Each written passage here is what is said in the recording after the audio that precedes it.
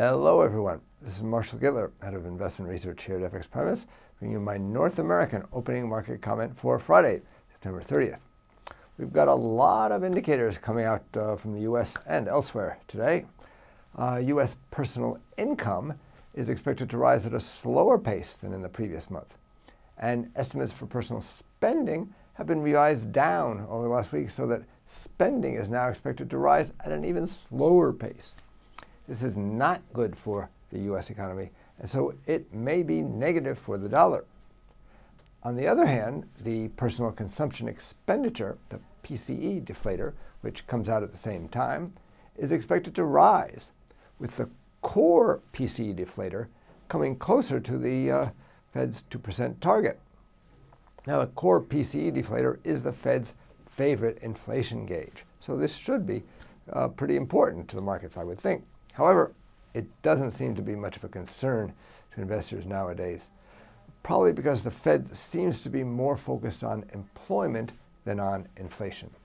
Nonetheless, it could help to persuade the holdouts on the FOMC that a rate hike in December, or even in November, there is a November meeting, or a rate hike in November is justified.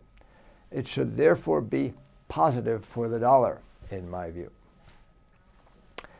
Canada's economy is supposed to be recovering nowadays after the end of the wildfires earlier this year. So the slowdown in activity that today's July GDP figure is expected to show may come as somewhat of an unpleasant surprise to the market.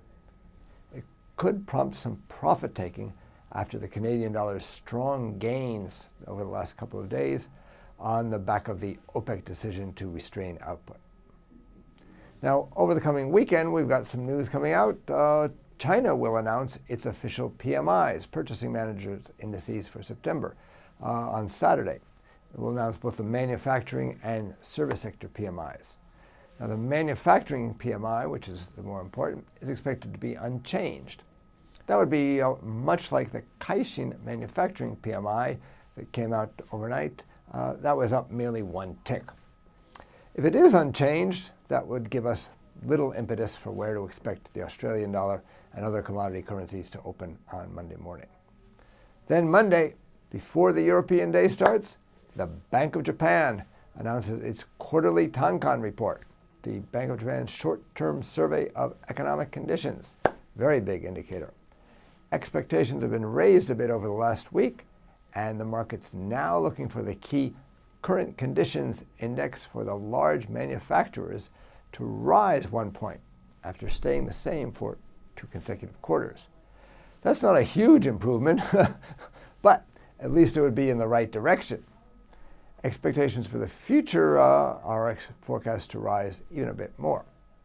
Now, the large non-manufacturers index, on the other hand, is expected to fall by the same amount, but that index doesn't seem to have the same market impact as the manufacturers.